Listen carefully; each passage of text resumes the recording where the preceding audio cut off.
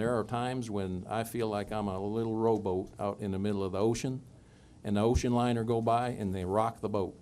And a big storm comes along and it rocks the boat. And so far, we hadn't turned over. I want to be on a bigger boat.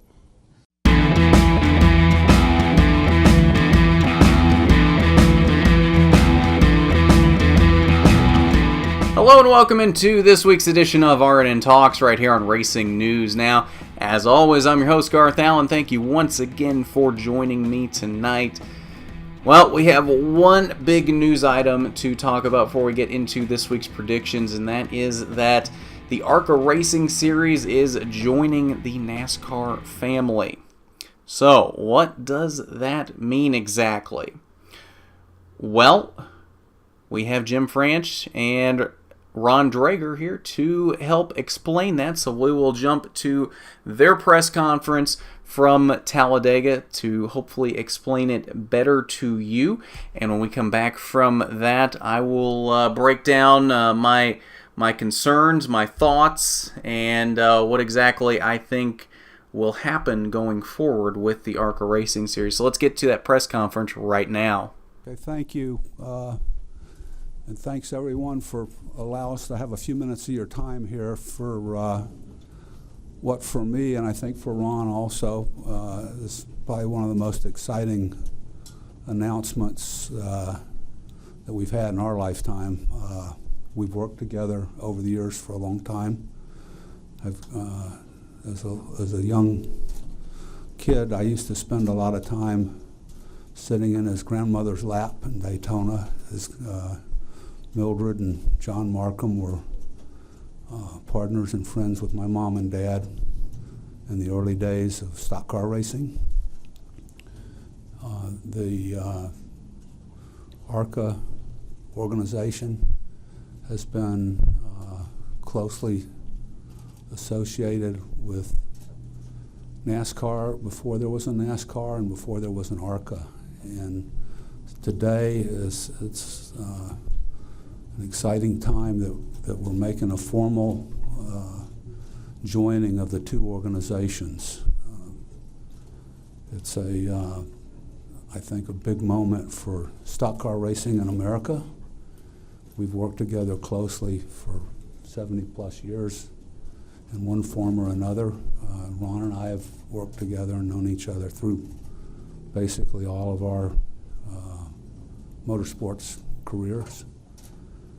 And it's fantastic that we're going to be working together going off into the future here.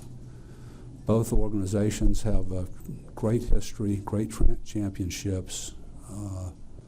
We share a lot of teams and drivers over the years, and that will continue in a major way.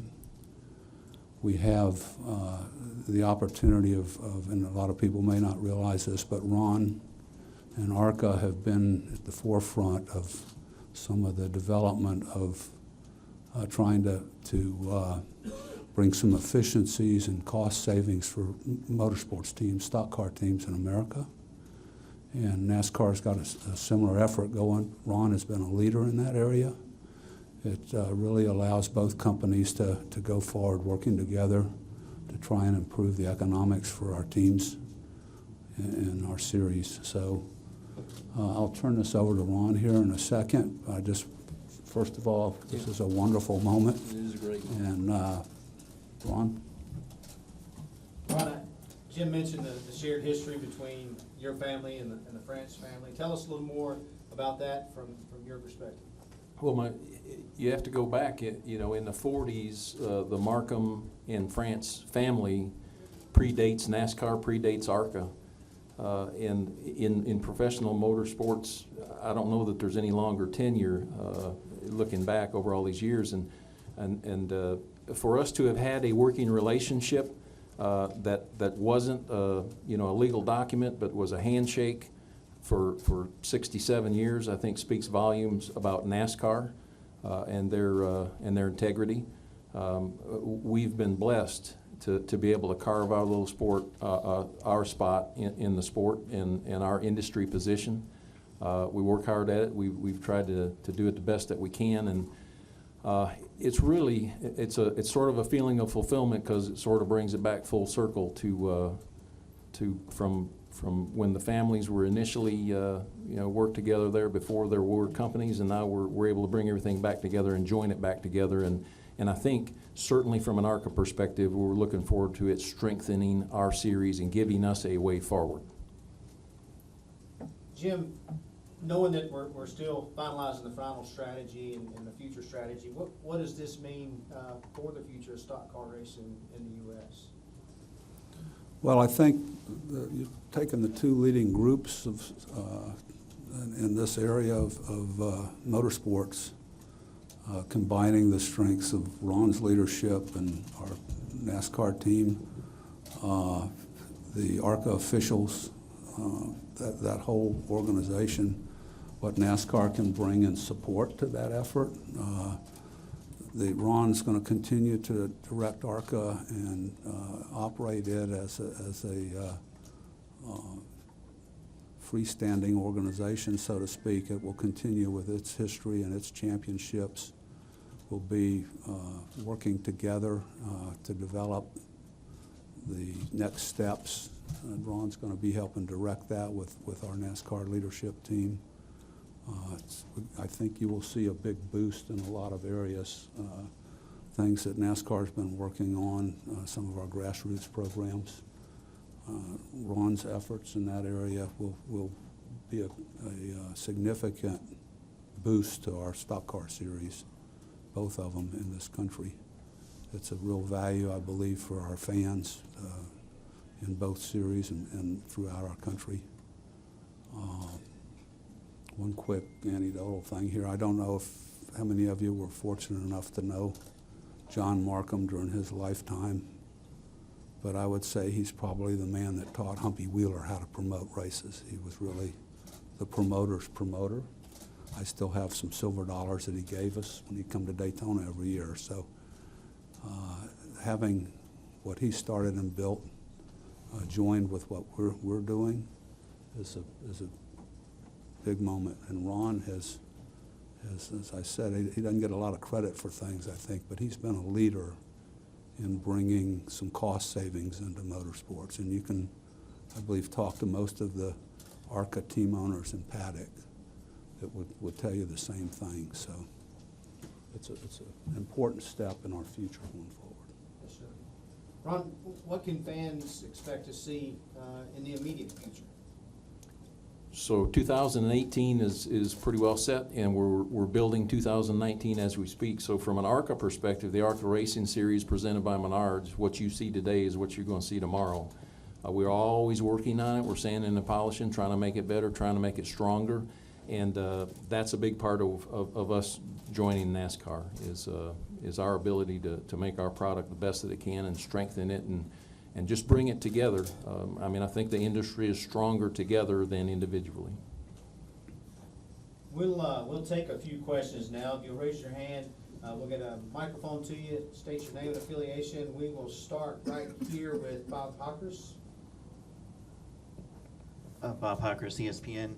Jim, there have been a lot of rumors about NASCAR selling or looking for investor when you buy things and you're doing a lot of consolidation of roles. Those rumors are just going to increase. Can you address that? Does this purchase make you guys any more eligible for or more likely to be sold? Or where do you see this series in your kind of portfolio?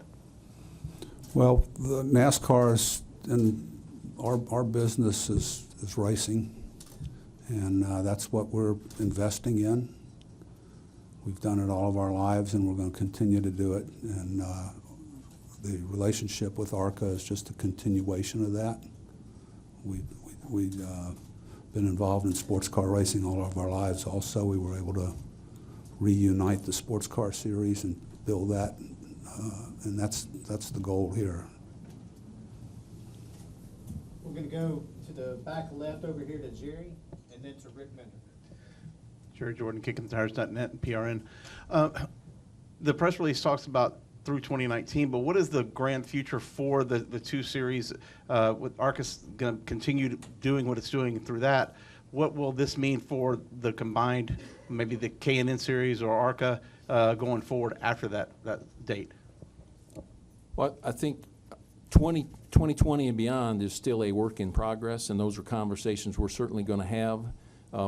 I think from an ARCA perspective, I liken it to we're a small independently owned company, and our world continues to get more and more complicated and complex. And there are times when I feel like I'm a little rowboat out in the middle of the ocean, and the ocean liner go by and they rock the boat.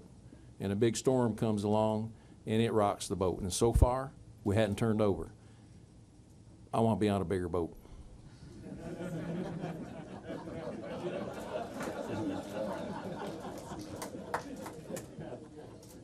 We're going to go over here to the right side to Rick Minner. Rick Minner, my question's about the schedule going forward after next year. Does ARCA anticipate going to the same racetracks you go to now, or is there a possibility to like pair you with K&N races or even sports car races that NASCAR already runs? Yeah, thanks, Rick, because now I get to say we're Salem Speedway in Indiana and Toledo Speedway in Ohio, and the DuQuoin and Springfield Mile Dirts are part of ARCA's history and tradition, and our intention is not to leave that. Our intention is to hold on to that and grab it. And so it's the second question about K&N. We have a great deal of respect for what goes on in the K&N East and West, and there are quality race teams and drivers and race cars, and our race cars are pretty closely aligned right now. So we certainly see a way forward to work together. And again, just try to build, let's coordinate our efforts as opposed to everybody off sort of doing what they do on their own. Let's bring this together and try to coordinate it, and that we feel like can make it stronger. We'll stay on the right over here to Chris Knight, and then we'll finish up with Lee. Chris Knight, catchfence.com. Ron, will the ARCA, beginning with the 2020 season, will we see the ARCA headquarters remain in Michigan, or will we see transition to North Carolina? And as far as the key players such as yourself, Joe Wells, Mark Undrum, et cetera, will we see start as far as staff-wise? So 20 and beyond, again, Chris, we're working on that and we're building it going forward. I think I can speak personally to tell you that I own 2 little racetracks up there and I can't pick them up and move them. So I'm pretty sure I'm staying where I'm at. But we're deeply committed to the future of the ARCA Racing Series, and we want it to grow and to stabilize and be a series that carries forward into the future. And for us, this is a way forward for the series 2020 and beyond. We'll finish up with Lee. Lee Spencer, RBM. Mr. France, can you say where does this rank as far as K&N? I mean, before ARCA was actually in the family, K&N has kind of filled that void a little bit under your umbrella. Will there be a, I guess, will they meld them together, or will ARCA kind of replace K&N in that, in the ladder, so to speak? Yeah, I think Ron and Steve O'Donnell, Mike Helton, and both organizations are going to work on formulating the 20 and beyond plan. We've got some thoughts at this point. As Ron said, the cars line up well. There's some crossover with teams as it is now.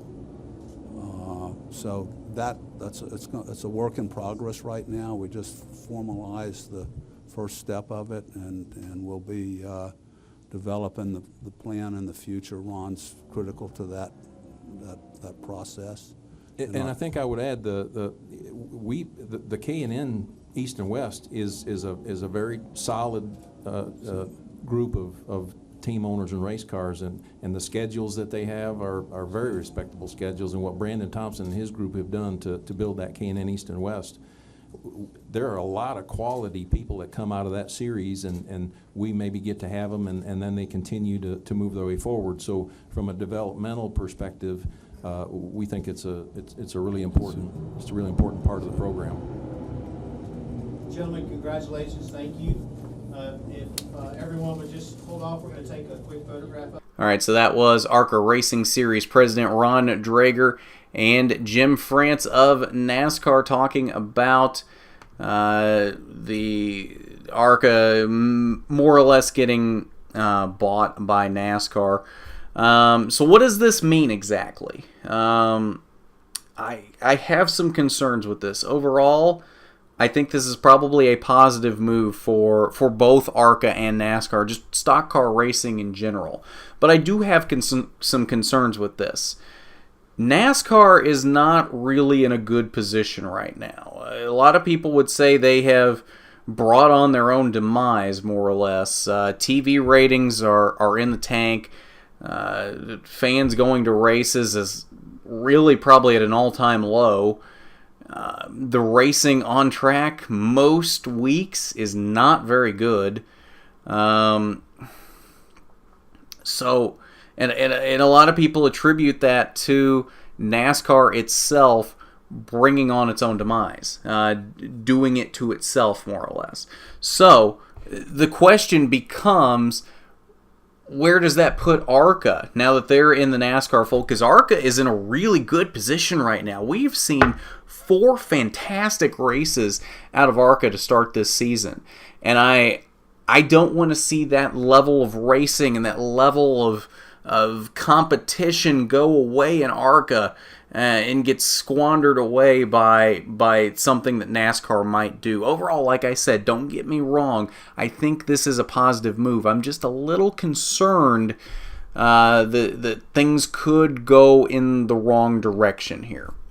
Now, what exactly is going to happen here? As we heard, 2018 will be business as usual. We'll see very minimal changes for 2019, if any changes. 2020 is where things could get interesting. No announcement yet as to what exactly will happen with ARCA in 2020. There has been some speculation that this might be NASCAR's way of phasing out the truck series, and ARCA would kind of take its place. I don't necessarily see that being the case. I don't know that ARCA necessarily would fit the gap that the trucks would leave if the trucks were to go away. That being said, it was mentioned in the press conference that the ARCA cars, the current ARCA cars, and the current K&N Pro Series cars are very similar to each other. And Jim France and Ron Dreger both kind of danced around that, never really said anything concrete, but they did say that the cars were very closely aligned and that these two series might have something going on together in the future. Now, what exactly does that mean? I think in some form or another, ARCA and the K&N Pro Series merge together. That's what I think is going to happen here. Now, there's a lot of different ways that could play out. There's a lot of different ways that a merged ARCA Racing Series and K&N Pro Series could look. What could end up happening is you have now 3 K&N Pro Series, because you have the K&N Pro Series East, which mainly stays along the East Coast, and you have the K&N Pro Series West, which mainly stays along the West Coast, and they come together for a crossover race in Iowa and a crossover race in Gateway. Otherwise, they're mainly East Coast and West Coast. The ARCA Racing Series is mainly in the Midwest. You got Elko up in Minnesota, and then it's mainly Illinois, Indiana, Ohio, Michigan. They go to Nashville, but then you get your big tracks, your Poconos, your Charlottes, your Daytonas, your Talladegas. More or less, though, they're mainly in the Midwest. So what could happen is we just end up making ARCA a third K&N Pro Series, to where you have a K&N East, a K&N Midwest is what ARCA could become, and a K&N West. This also could all come under the ARCA umbrella instead, so you have maybe an ARCA East, an ARCA Midwest, and an ARCA West. There's a third possibility here, which to me I think is the best option. This is the option that I would like to see. I want to see both K&N Pro Series merged into ARCA and made into one series that's nationwide. So you keep your short tracks, your stuff that makes the K&N Pro Series and makes the ARCA Racing Series what they are. You keep your Langleys, your Memphis International, your Kern County, your Elkos, your Nashvilles, your Salems, your Toledos, your dirt races at Springfield and DuQuoin. You got to keep those. But then you also can throw in your big races, your Daytonas, your Talladegas, your Michigans, your Poconos, your Charlotte, your Kansas, things like that. And I think you could have a really good national series here.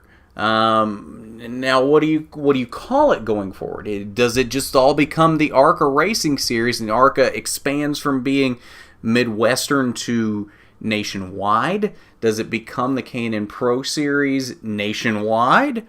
Or does it become something completely different under a completely different name, the NASCAR or whatever series?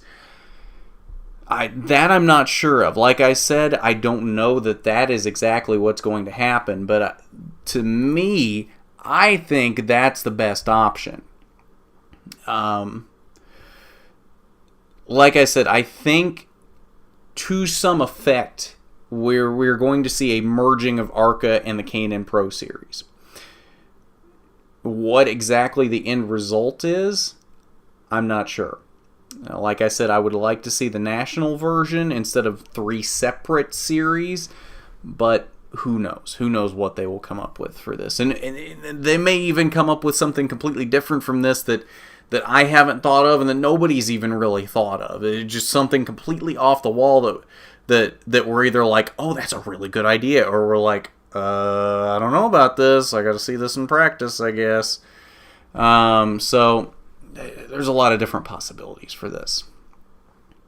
So that is your news for this week. Now let's move on to predictions for this weekend. 3 races this weekend, all NASCAR, all from the Dover International Speedway. Formula 1's off this weekend, IndyCar is off, and so is ARCA.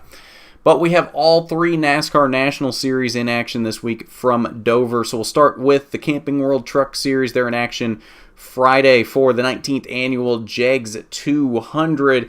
Now we'll look down through the entry list here, and we'll name off anybody that might be notable on this entry list that you might want to know about that's not in the race normally.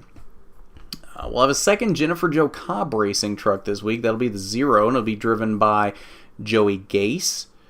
Todd Gilliland is in the race this week in the 4 truck for Kyle Busch Motorsports. Quickly becoming a fan favorite, Corbin Forrester will be in the 7 truck for All Out Motorsports Friday night. Also of note in this field will be Harrison Burton in the 51 for Kyle Busch Motorsports. David Gilliland also making one of his few starts of the season in the 54 truck for DGR Crosley. And Parker Kligerman also returning in the 75 truck for Henderson Motorsports, as well as Jesse Little making a return in that 97 truck for JJL Motorsports. Now, on to a prediction for a winner. To be honest, I don't know where to go with this.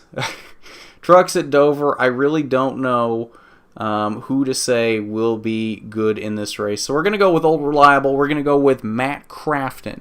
He's not had a stellar start to the season, but maybe this will be the race that picks him up out of the slump he's had to start the season and will get his first win of the season and possibly propel him to another championship. Matt Crafton wins the JEGS 200. Now we move on to the Xfinity Series for Saturday. That's the 37th annual One Main Financial 200, also from Dover. Notables in this entry list, Jeb Burton in the 3-car back this week for Richard Childress Racing. Ray Black Jr. moving to BJ McLeod Motorsports this week in the 8-car.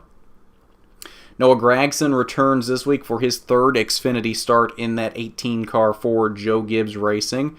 Austin Cindric is back in the 22 this week for Team Penske. John Hunter Nemechek will be in the 42 for Chip Ganassi Racing. Ty Majeski returns to the 60 for Roush Fenway Racing this week. And that is your notables in this entry list. So, Now, as we look through this entry list, I'm just going to go with the guy that has the race sponsor on his car. We're going to go with Elliott Sadler in that One Main Financial Chevy for Junior Motorsports. He will win the One Main Financial 200.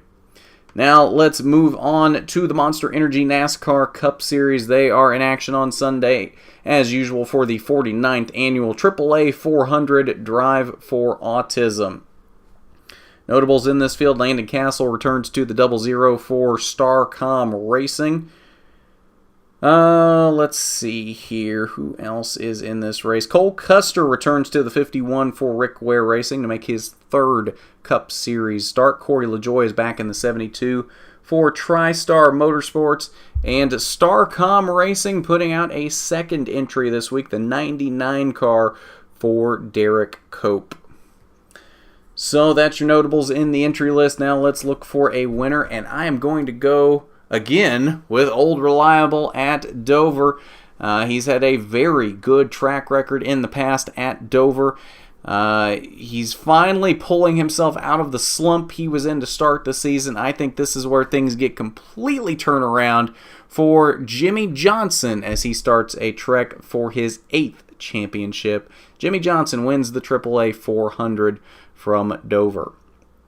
So that's your predictions for this weekend. Thank you, as always, for joining me tonight. One quick note before we wrap up here. Your Next Favorite Driver returns tomorrow. We took a week off with it last week.